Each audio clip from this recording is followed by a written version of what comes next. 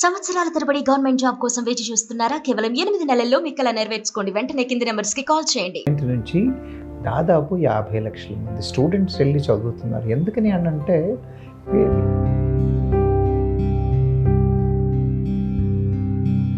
Present ఇప్పుడు H1 visa ఉన్న వాళ్ళకు ఉన్నటువంటి ప్రాబ్లమ్స్ ఏమున్నాయంటారు? యుఎస్లో ఒక ఓటీపీ ప్రోగ్రామ్ అని, ఓకే, ఆప్షనల్ ప్రాక్టికల్ ట్రైనింగ్. అంటే ఏంటి? ఇంటర్న్షిప్లు చేయడం.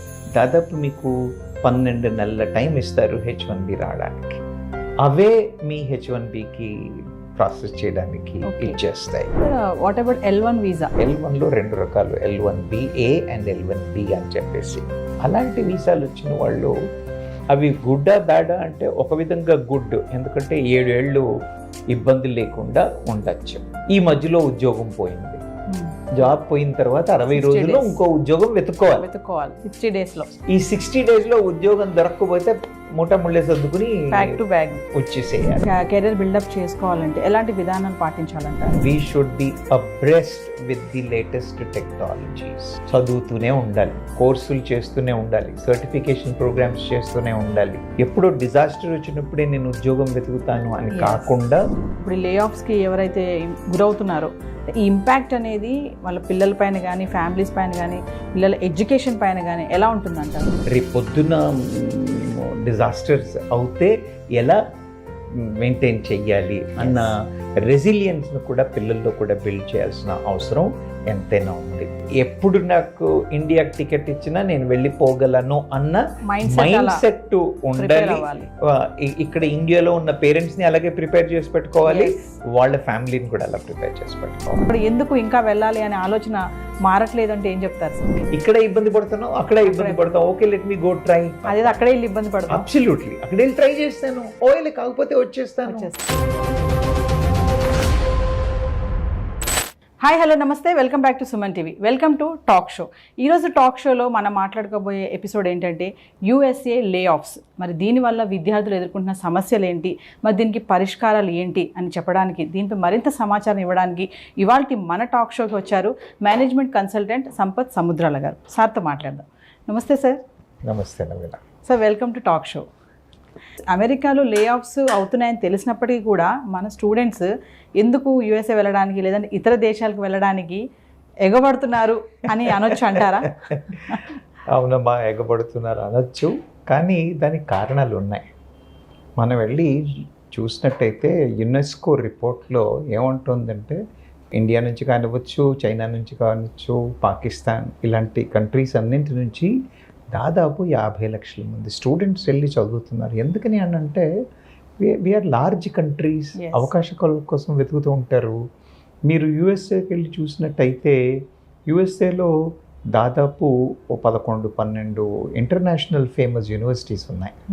అదే మీరు న్యూజిలాండ్కి వెళ్ళారనుకోండి, పిల్లలకి రీసెర్చ్ కమ్యూనిటీ, స్టూడెంట్ కమ్యూనిటీ చిన్నగా ఉంటుంది, రీసెర్చ్ చేయడానికి చాలా అవకాశాలు ఉంటాయి.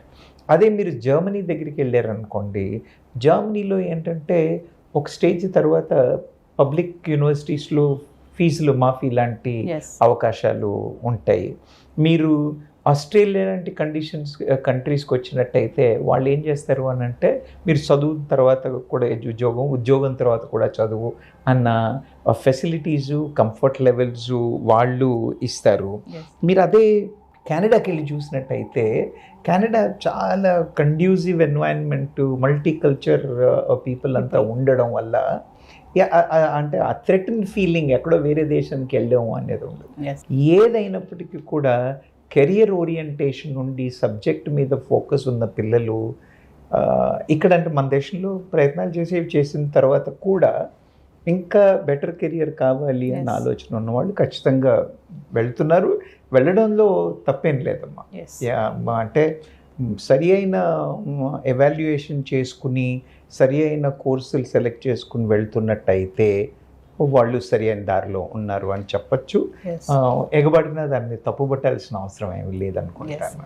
సరే, ఇన్ కేస్ వాళ్ళకి వీసా రాలేదనుకోండి, మరి అప్పుడు వాళ్ళ పరిస్థితి ఏంటి? ప్రతి సంవత్సరం దాదాపు 4 లక్షలు 5 లక్షల మంది పిల్లలు వెళ్తున్నారు. వేరు వేరు డిపార్ట్మెంట్లలో వేరు వేరు సబ్జెక్ట్స్లో వెళ్తున్నారు. కానీ వాళ్ళకి కూడా యుఎస్కి కూడా వాళ్ళకు లిమిటేషన్స్ ఉన్నాయి.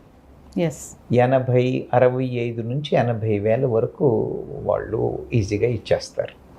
మరి 4-5 లక్షల మంది వెళ్ళారు, 60,000 80,000 మందికి ఇవ్వాలి అని అంటే obviously it is going to be a challenging thing. అందుకని వీసాలు రావడం కొంచెం ఇబ్బందికరమైన విషయమే. సార్, ఈ పెద్ద పెద్ద కంపెనీస్ కాకుండా కన్సల్టెంట్స్ ద్వారా కూడా వెళ్తూ ఉంటారు కదా, దీన్ని ఎలా చూడొచ్చు అంటారు? ఎప్పుడైతే పెద్ద కంపెనీల నుంచి వెళ్తారో మనకు కెరీర్ ఆప్షన్ కానీ, ఆపర్చునిటీ కానీ, గ్యారంటీ కానీ ఉంటుంది.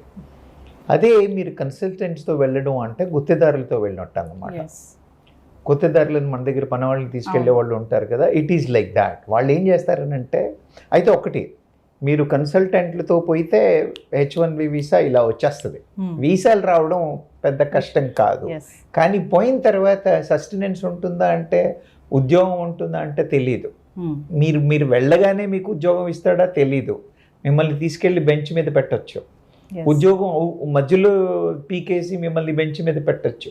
అన్నీ అన్సర్టనిటీసే. ఒక్క పాజిటివిటీ మీరు కన్సల్టెంట్లతో చూసినట్టయితే ఏమొస్తుంది అని అంటే, కన్సల్టెంట్లతో మనకు వచ్చిన అడ్వాంటేజ్ ఏంటంటే వాళ్ళు చాలా త్వరగా వీసా ప్రాసెసింగ్ చేయించగలరు. వాళ్ళకి ఉన్న వీసా ప్రాసెసింగ్ టీంలో ఉన్న కాంటాక్ట్స్ కానివ్వండి, వాళ్ళ ఇన్ఫ్లుయెన్స్ కానివ్వండి, వీసాలు చాలా త్వరగా వస్తాయి కన్సల్టెంట్ల ద్వారా. కానీ ఏమవుతుందంటే సస్టెనెన్స్ కదా, మనం ఊరికే వెళ్ళడం ఒకటే కాదు కదా, అక్కడ వెళ్ళిన తర్వాత సరి అయిన ఉద్యోగం ఉండాలి, సరి అయిన డబ్బులు రావాలి. అందుకని వీలైనంత మటుకు కన్సల్టెంట్లని అవాయిడ్ చేయడమే బెటరు. కానీ అవకాశాలు వచ్చి లేదు, we have done a good research of the consultant, he has good clientele, there is no large bench time అన్న రీసెర్చ్ చేసుకున్నట్టయితే మాత్రం ఖచ్చితంగా వెళ్ళచ్చు. ఏమవుతుందంటే, మనం ఊరికే వీసాలను ఒక్కటి చూడకుండా మన కమ్యూనిటీని బిల్డ్ చేసుకోవాలి. We have to know people there, we need to have proper contacts. Market మీద అవగాహన ఉండాలి. ఆ కన్సల్టెంట్ యొక్క క్రెడిబిలిటీ ఏమిటి, ఎలాంటి ఆర్గనైజేషన్స్తో పనిచేస్తున్నారు, ఎంతమందిని తీసుకెళ్లారు, జనరల్గా వెళ్ళిన వాళ్ళు ఎంత బెంచ్లో ఉంటున్నారు, ఇలాంటి విషయాలన్నింటినీ క్షుణ్ణంగా స్టడీ చేసుకుని ఒకవేళ మనకి 80-90% అయినా పాజిటివ్గా కనిపించినట్టయితే కన్సల్టెంట్ల ద్వారా వెళ్ళడం తప్పేమీ లేదు. కానీ పెద్ద కంపెనీలతో వెళ్ళి ఉన్న అడ్వాంటేజ్ ఉండకపోవచ్చు. But if you have done a good research, I think it will make a lot of sense, they can go. కానీ చాలామంది మనం బయట చూస్తూ ఉంటాం కదా సార్, కన్సల్టెంట్ ఆఫీసెస్ పెట్టుకుంటారు కదా, అబ్రాడ్ ఎడ్యుకేషన్ వెళ్ళాలనుకున్న వాళ్ళు, మేము తొందరగా వీసా ఇస్తామని అంటే మీరు అంటున్నారు కొంచెం అవాయిడ్ చేస్తే మంచిదే అన్నారు కదా, అంటే డైరెక్ట్గా వెళ్ళాలి అంటే ఏంటి సార్ ప్రాసెస్? అంటే అమ్మా, ఇప్పుడు H1B వీసాలు రావడానికి ఎంప్లాయర్స్ డైరెక్ట్గా మనం ఎంప్లాయ్మెంట్కి అప్లై చేసుకొని వెళ్ళొచ్చు. మనం అది డైరెక్ట్ ఎంప్లాయ్మెంట్, రేపోతే అక్కడ ఎడ్యుకేషన్కి వెళ్ళిన తర్వాత కూడా we will apply for H1B visas. అక్కడ వెళ్ళి మనం ముందు స్టూడెంట్ వీసా మీద వెళ్తాం. స్టూడెంట్ వీసా ఎడ్యుకేషన్ అయిపోయిన తర్వాత then we should apply for that. Sir, present ఇప్పుడు H1 వీసా ఉన్న వాళ్ళకు ఉన్నటువంటి ప్రాబ్లమ్స్ ఏమున్నాయంటారు? అంటే గ్రీన్ కార్డ్స్ వచ్చేంత వరకు స్టూడెంట్స్ వీసా మీద వెళ్తారు. H1B అందరికీ రాదు. స్టూడెంట్గా ఉన్నవాడికి ఉద్యోగం వచ్చేస్తే ఎంప్లాయర్ H1B వీసా ఇచ్చేసి తీసేసుకుంటాడు. కొన్నిసార్లు ఉద్యోగాలు రావు.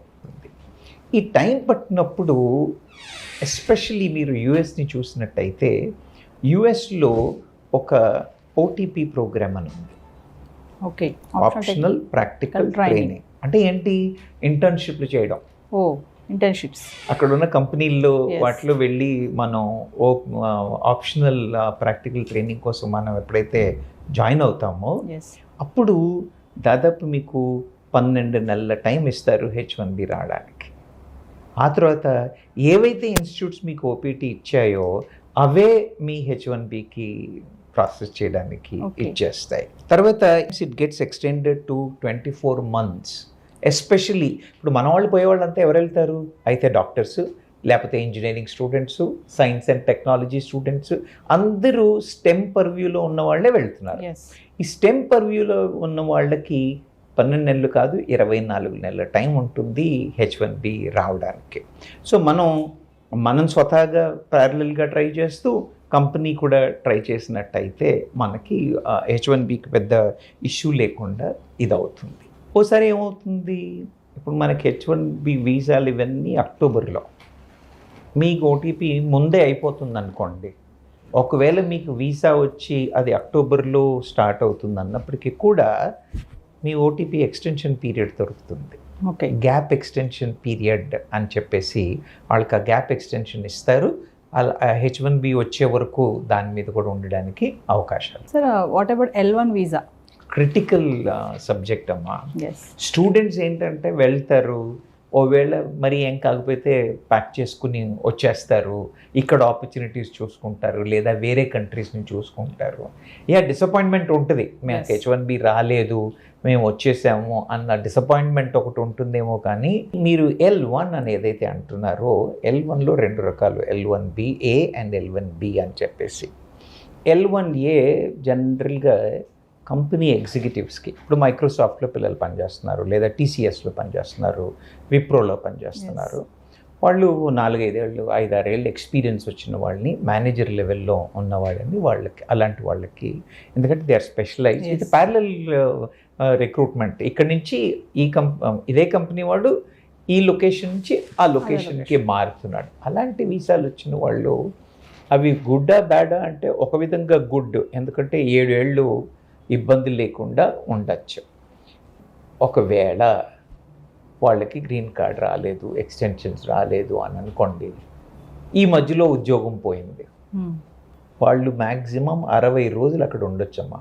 ఓకే, ఆఫ్టర్ జాబ్ పోయిన తర్వాత 60 60 రోజుల్లో days. ఇంకో ఉద్యోగం వెతుక్కోవాలి. 60 డేస్లో. ఈ 60 డేస్లో ఉద్యోగం దొరకకపోతే ముళ్ళే సర్దుకుని బ్యాక్ టు బ్యాగ్ వచ్చేసేయాలి. బ్యాక్ వచ్చేయాలి. కుర్రాళ్ళు అనుకోండి, ఎడ్యుకేషన్ స్టూడెంట్స్ అనుకోండి, వచ్చేయడం పెద్ద సమస్య కాదు. ఎస్, కానీ వీళ్ళేంటి, ఫ్యామిలీతో పిల్లలతో వెళ్ళారు. ఎస్, వాళ్ళకి ఎంత ఎమోషనల్ స్ట్రెస్కి వచ్చేస్తారు అని అంటే, నా ఉద్యోగం ఎలా అని ఒక సమస్య. ఇంట్లో ఆడవాళ్ళకి కానీ పేరెంట్స్కి కానీ ట్రాన్స్పరెంట్గా ఒకవేళ వాళ్ళు చెప్పి లేరనుకోండి, ఎంత ఎమోషనల్ స్ట్రెస్. ఎస్, తర్వాత పిల్లలు చదువులు ఎలా, ఇక్కడి నుంచి అక్కడ తీసుకెళ్ళాలా, కల్చరల్ డిఫరెన్స్. వాళ్ళు ఇండియాలో సెటిల్ అవుతున్న టైంలో US తీసుకెళ్లారు. ఎస్, యుఎస్లో కొద్దో గొప్ప వాళ్ళ లాంగ్వేజ్ మాట్లాడి ఏదో నేర్చుకుని కొంత సెటిల్ అవుతున్నారు అన్న టైంకి మళ్ళీ back. వాపస్ రావాలి అని అంటే చాలా విపరీతమైన కష్టం. అందుకని L1 వీసాలు advantage for people who are employed who can go and do it. కానీ డిసడ్వాంటేజెస్ కూడా చాలా ఉన్నాయి. L1లో వెళ్ళే కుర్రాళ్ళు మాత్రం చాలా జాగ్రత్తగా ప్రోస్ అండ్ కాన్స్ చాలా సరిగా వెయిట్ చేసుకుని వెళ్ళాల్సిన అవసరం ఎంతైనా ఉంది. సో ఇలా L1తో వెళ్ళిన స్టూడెంట్స్ మనం మాట్లాడుకుంటే వాళ్ళు కెరీర్ బిల్డప్ చేసుకోవాలంటే ఎలాంటి విధానాలు పాటించాలంటారు? L1తో వెళ్ళిన వాళ్ళనే కాదు, ఎవరైనా బయట కంట్రీస్కి వెళ్ళిన వాళ్ళని కాదమ్మా, anybody who wants to have a great career. Yes, ముఖ్యంగా ముందు చేయాల్సి ఏంటంటే, we should be abreast with the latest technologies. చదువుతూనే ఉండాలి, కోర్సులు చేస్తూనే ఉండాలి, సర్టిఫికేషన్ ప్రోగ్రామ్స్ చేస్తూనే ఉండాలి. లింక్డ్ఇన్ లాంటి నెట్వర్క్లో ఏమవుతోంది, మార్కెట్ ఏమవుతోంది అన్న స్టడీస్ బాగా చేస్తూ ఉండాలి. ఉద్యోగ అవకాశాలు ఎలా ఉన్నాయి, ఏమున్నాయి అని రెగ్యులర్గా కంటిన్యూస్గా మానిటర్ చేస్తూ ఉండాలి. ఎప్పుడో డిజాస్టర్ వచ్చినప్పుడే నేను ఉద్యోగం వెతుకుతాను అని కాకుండా specific skill improvement. As the market changes, as the requirement in the market changes, skill enhancement with certification programs, distance education programs, higher education, ఈ higher learning, తర్వాత ఆ సబ్జెక్ట్కి సంబంధించిన అసోసియేషన్స్లో మెంబర్లుగా ఉండడము, ఇలాంటి యాక్టివిటీస్ అన్ని చాలా సీరియస్గా చేయాల్సి ఉంటుంది. అలా కాకుండా ఉద్యోగం రాగానే 4 డబ్బులు ఖర్చు పెట్టేసి ఐఫోన్ కొనేసుకోవడం, ఇంట్లో వాళ్ళకి 4 వస్తువులు కొనిపెట్టడం, డబ్బులు చేతుల్లో లేకుండా చేసుకోవడం, చదువు మీద దృష్టి పెట్టకపోవడం. The learning is never ending అమ్మ. ఎస్పెషలీ ఇలాంటి ఉద్యోగాలు వాళ్ళకు మాత్రం వాళ్ళు every day they should be on the learning mode only. Sir, ఇలా L1 వీసాతో వెళ్ళి ఇప్పుడు లే ఆఫ్స్కి ఎవరైతే గురవుతున్నారో ఈ ఇంపాక్ట్ అనేది వాళ్ళ పిల్లల పైన కానీ, ఫ్యామిలీస్ పైన కానీ, పిల్లల ఎడ్యుకేషన్ పైన కానీ ఎలా ఉంటుందంటారు? డిఫికల్ట్ అయిన సమస్య అమ్మ, వెరీ వెరీ డిఫికల్ట్ థింగ్. ఉద్యోగం పోయిందన్న భయం, టెన్షన్. రెండోది ఇంట్లో వాళ్ళకి ఎలా చెప్పాలి అన్న టెన్షన్. ఇంట్లో వాళ్ళకి చెప్పగానే వీళ్ళు సైకలాజికల్గా డౌన్ అవుతారు, వాళ్ళు సైకలాజికల్గా డౌన్ అవుతారు. పిల్లల్ని ఆ స్టేజ్కి రెడీ చేసి పెట్టలేదనుకోండి, if you don't keep them, పిల్లలకి కూడా తెలియాలి మనం ఎలాంటి వాతావరణంలో ఉన్నాము, రేపు పొద్దున డిజాస్టర్స్ అవుతే ఎలా మెయింటైన్ చెయ్యాలి అన్న రెసిలియన్స్ను కూడా పిల్లల్లో కూడా బిల్డ్ చేయాల్సిన అవసరం ఎంతైనా ఉంది. నేను చెప్తాను కదమ్మా, డబ్బులు ధారాళంగా ఖర్చు పెట్టేసుకుని డబ్బులు దగ్గర పెట్టుకోకుండా హగావుగా ఖర్చులు పెట్టి లగ్జరీ లైఫ్ చేసి డబ్బులు ఉన్నాయి కదా అని చేస్తే మాత్రం ఎల్వెన్ వాళ్ళు చాలా చాలా జాగ్రత్తగా ఉండాలి. అది కాకుండా ఇలాంటి పరిస్థితుల్లో అందరూ సైకలాజికల్గా దెబ్బతింటారు. ఎప్పుడు నాకు ఇండియాకి టికెట్ ఇచ్చినా నేను వెళ్ళిపోగలను అన్న మైండ్ సెట్ ఉండాలి. ఇక్కడ ఇండియాలో ఉన్న పేరెంట్స్ని అలాగే ప్రిపేర్ చేసి పెట్టుకోవాలి, వాళ్ళ ఫ్యామిలీని కూడా అలా ప్రిపేర్ చేసి పెట్టుకోవాలి. నేను అక్కడ సెటిల్ అవుతున్నాను అన్న గ్రీన్ కార్డ్ వచ్చే వరకు నేను సెటిల్ అవుతున్నాను అన్న ఇండికేషన్ ఎవరికి ఇవ్వద్దు, including the kids and family. They all should know that అవసరం పడితే మేము రేపు ప్యాక్ చేసుకుని ఇండియా వెళ్ళిపోతాము అన్న మైండ్ సెట్లో ఉండి చేసినట్టయితే చాలా సక్సెస్ఫుల్ అయ్యే అవకాశం. ఖచ్చితంగా సైకలాజికల్గా ప్రిపేర్ చేసుకోవాలి మైండ్. ఖచ్చితంగా సైకలాజికల్గా ప్రిపేర్ అవ్వాలి. ఒకవేళ మనం కాదు కొంత వీక్ మెంటాలిటీ మనం చేయలేకపోతున్నాం అని అంటే మన దగ్గర సైకాలజిస్టుల దగ్గరికి వెళ్ళడానికి భయపడతారమ్మా. చాలా మొహమాట పడతారు, భయపడతారు. చాలా తప్పు. నేను ఎందుకు వెళ్ళాలి సైకాలజీ? చాలా చాలా తప్పు. అలా కాకుండా సైకాలజిస్టుల దగ్గర, సీనియర్స్ దగ్గర, ఎక్స్పర్ట్స్ దగ్గర వెళ్ళి మాట్లాడి అడ్వైస్ తీసుకోవడంలో ఏం పొరపాటు లేదు. అంత దూరం ఎందుకు వెళ్ళాలి, అక్కడ ఎందుకు ఆ ప్రాబ్లమ్స్ ఫేస్ చేయాలి అంటే దీనికి ఏం చెప్తారు సార్? ఇంత తెలిసినా కూడా నేను అబ్రాడ్ వెళ్ళి చదువుకోవాలి, హైయర్ స్టడీస్, నా కెరియర్ బాగుండాలి అంటే ఉద్యోగాల కోసం వెళ్ళే వాళ్ళు ఉన్నారు, చదువు కోసం వెళ్ళే వాళ్ళు కూడా మీరు అన్నట్టుగా ఫ్యామిలీస్ కూడా వెళ్ళే వాళ్ళు ఉన్నారు అక్కడ స్థిరపడాలని. అయినా మరి ఇంత ఇలాంటి ఎదురవుతున్నా కూడా ఎందుకు ఇంకా వెళ్ళాలి అనే ఆలోచన మారట్లేదు అంటే ఏం చెప్తారు సార్? మనకు ఎంప్లాయ్మెంట్ గ్యారంటీ ఉందా? లేదు. ఉద్యోగం వచ్చే అవకాశాలు ఉన్నాయి అన్న నమ్మకం ఉందా? డౌట్ అక్కడ కూడా. అవునా? ఉద్యోగ అవకాశాలు తక్కువే, వచ్చిన ఉద్యోగం ఉంటుందా అనేది కూడా తక్కువే. గవర్నమెంట్ ఉద్యోగాలు ఇన్ని గవర్నమెంట్లు ఇన్ని చూసాం అంటే ఆ మెంటాలిటీ ఉన్న వాళ్ళకి కూడా సెట్ అవ్వట్లేదు. అవునా? మన దగ్గర పాపులేషన్ ఎక్కువ ఉండడం చేతే అని అనుకోండి, లేదా మన వాళ్ళకి ఎప్పుడు కూడా మిగతా దేశాల కంటే కూడా ఒక మెట్టు పైన ఉండాలి. అలా ఉండడం చేత ఇక్కడ మనకు ఆపర్చునిటీస్ కనబడకపోయేసరికి నేను ఇంతకుముందు చెప్పినట్టుగా ఒక యుఎస్ అనే కాదు, కెనడా వెళ్తున్నారు, జర్మనీ వెళ్తున్నారు, న్యూజిలాండ్ వెళ్తున్నారు, యూకే వెళ్తున్నారు. ఇప్పుడు యూకేకి వెళ్తే కేంబ్రిడ్జ్ యూనివర్సిటీ, ఆక్స్ఫర్డ్ యూనివర్సిటీ ఆ పేరు చెప్పుకుంటే it is such a pride. People would like to go and take that pride. అదొక రీజన్ అమ్మ వెళ్ళడానికి, అవకాశాలు అక్కడ ఉండడం చేత ఒక రీజను. రెండోది ఇక్కడ మనకున్న ఇక్కడ ఇబ్బంది పడుతున్నావు, అక్కడ ఇబ్బంది పడతావు, okay let me go try. అక్కడే ఇబ్బంది పడతాను, అబ్సల్యూట్లీ అక్కడ వెళ్ళి ట్రై చేస్తాను, ఓకే కాకపోతే వచ్చేస్తాను. ఈ పేరెంట్స్కి కూడా ఏంటి, ఒకసారి యుఎస్కి వెళ్ళాడు లేదా జర్మనీ వెళ్ళాడు, ఆస్ట్రేలియా వెళ్ళాడు అంటే my son is competent and capable దాన్ని ఉన్న నమ్మకం. అయితే ఏంటంటే అక్కడికి వెళ్ళే యూనివర్సిటీస్ని సరిగ్గా రీసెర్చ్ చేసుకోవాలి. బికాజ్ ఇంటర్నేషనల్ వరల్డ్ ర్యాంకింగ్ ఉంది యూనివర్సిటీస్కి. ఈ ర్యాంకింగ్లో ఉన్న యూనివర్సిటీస్ని చూసి వెళ్ళాలి. Point number 1. పాయింట్ నెంబర్ 2, ఎక్కడైతే ఇన్స్టిట్యూషన్ ఈజీగా అడ్మిషన్ ఇస్తుందో 4 సార్లు ఆలోచించాలి, వీడెందుకు ఇస్తున్నాడు. అడ్మిషన్లు వచ్చేస్తాయి, వీసాలు వచ్చేస్తాయి, వెళ్ళిపోతాం, but we are not going to be settle down there. అలాంటి ఇన్స్టిట్యూట్లో, విలువ లేని ఇన్స్టిట్యూట్లో మాత్రం ఎడ్యుకేషన్కి వెళ్ళకూడదు. Even if it cost is less, admission hurdles are not there, easy walk, cake walk అన్న ఉన్న యూనివర్సిటీస్ ఎక్కడ కూడా పిల్లలు ఆప్ట్ చేయకూడదు. Because it is going to be a challenge in the days to come. అలా కాకుండా రీసెర్చ్ చేసి, నేను చెప్పినట్టుగా ప్రీవియస్ స్టూడెంట్స్ ఎవరైనా ఉన్నారా, ఇప్పుడు మీరు వెబ్లోకి వెళ్ళినట్టయితే అన్ని ఆపర్చునిటీస్ ఉన్నాయమ్మా. You can connect with every one. పిల్లలు కూడా నోట్స్ పెడుతూ ఉంటారు, that lot of information available. ఈ రీసెర్చ్ సరిగ్గా చేసి వెళ్ళినట్టయితే వెళ్ళడం తప్పేం లేదు. ఇప్పుడు మనం అందరం ఊళ్ళ నుంచి హైదరాబాద్లో వచ్చి సెటిల్ అయ్యాం, పిల్లలు ఇక్కడ నుంచి పిల్లలు అక్కడికి వెళ్తున్నారు. అంటే మైండ్ స్ట్రాంగ్గా లేకపోవడం వల్ల ఇలాంటి సమస్యలు ఎదురైనప్పుడు ఇబ్బంది పడుతున్నారంటే ఏం చెప్తారు? అమ్మా, ఇది నేను చెప్తున్నాను కదా, ఈ మొహమాటం అన్న పాయింట్ మీద ఉన్న ఫ్యామిలీస్ ఖచ్చితంగా ఇబ్బంది పడుతున్నారు.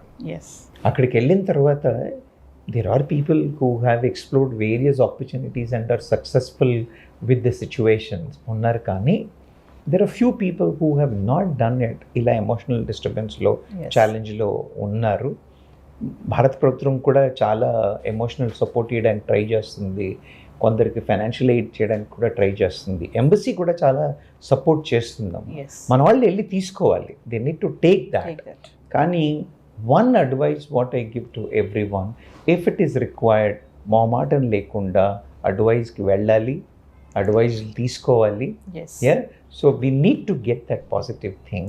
Yes. Yeah, failing is what you call every step towards the success antar Yes. kada.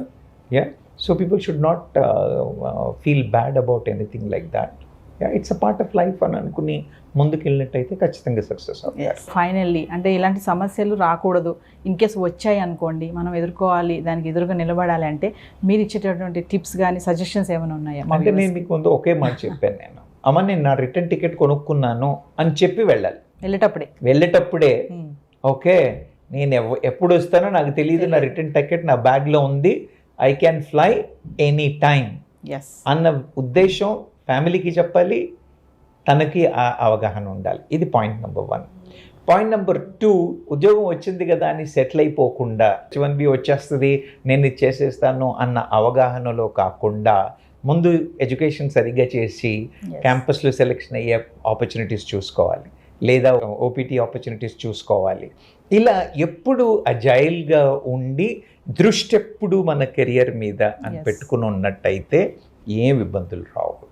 ఇబ్బందులు వచ్చినప్పటికి కూడా నేను చెప్తున్నాను కదా, నేను ఇండియాకి వెళ్ళడానికి రెడీగా ఉన్నాను అన్న మైండ్ సెట్తో ఉండి ఏదైనా చిన్న ఇబ్బందులు వచ్చినట్టయితే అడ్వైస్ తీసుకుని గైడెన్స్తో పేరెంట్స్ కూడా గైడ్ చేస్తారు. మన వాళ్ళు కూడా ఇక్కడ నుంచి they give that kind of a confidence. ఆ మాటల్ని పెడిచేవని పెట్టకుండా పద్ధతి ప్రకారంగా ఉంటే మాత్రం ఏం ఇబ్బందులు ఉండవమ్మా, people can flourish. Yes, thank you sir. Talk షోకి వచ్చి మంచి ఇన్ఫర్మేషన్ ఇచ్చారు, యూఎస్ లే ఆఫ్స్ వల్ల ఎదుర్కొన్న సమస్యలు, మంచి పరిష్కారాలు కూడా చెప్పారు. Thank you so much. నమస్తే సార్. చెప్పారు కదా, చాలా టిప్స్ అండ్ సజెషన్స్ కూడా చెప్పారు. ఖచ్చితంగా వెళ్ళేటప్పుడు మనము రిటర్న్ టికెట్ అనేది బ్యాగ్లోనే పెట్టుకోవాలి, అంటే ఎప్పుడు మనం తిరిగి వస్తామనేది మైండ్ సెట్ అనేది అలా ప్రిపేర్ అవ్వాలని చెప్తున్నారు. స్ట్రాంగ్ మైండ్ ఉండాలి. మొహమాటం అనేది ఖచ్చితంగా సార్ రెండు మూడు సార్లు చెప్పారు ఈ మాటని. మొహమాటం అనేది అస్సలు మన మధ్యలో ఉండొద్దు, ఎప్పుడైనా సరే తిరిగి వెళ్ళిపోతాం మనము అనుకునే మైండ్ సెట్తో ఉంటేనే ఇలాంటి సమస్యలు వచ్చినప్పుడు కూడా మనం దాన్ని ఎదురుగా ఫైట్ చేయగలుగుతాం. మరి మరొక ఇంట్రెస్టింగ్ టాపిక్తో టాక్ షోలో మళ్ళీ కలుద్దాం. This is Naveena signing of.